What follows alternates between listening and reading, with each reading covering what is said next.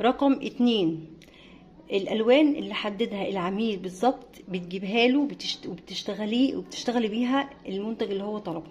ما ينفعش مثلا هو طلب اللون التركواز مثلا، تروحي انت علشان تجيبي اللون التركواز تلاقي اللون مثلا الازرق الفاتح او الازرق الغامق، المهم ان انت تلاقي لون قريب للتركواز تروحي شغاله بيه. لا، ما ينفعش. انا طلبت لون تركواز، انا طلبت لون اسود، انا طلبت لون اي لون، لازم تجيبي لي نفس اللون ونفس الدرجه اللي انا طلبتها، لازم تجيبيها وتشتغلي بيها. ما ينفعش اللون يبقى فاتح وما ينفعش اللون يبقى غامق، اللي هو بعته واللي هو طلبه العميل لازم تشتغلي فيه.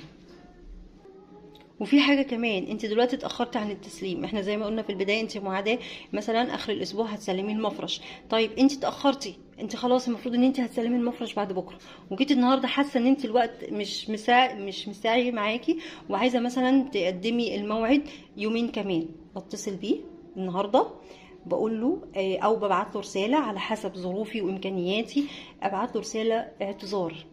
دي هتفرق مع العميل قوي قوي قوي قوي، عايزه اقول لك ان هي هتفرق معاه جدا. الموضوع دوت هيفرق جدا في شغلك.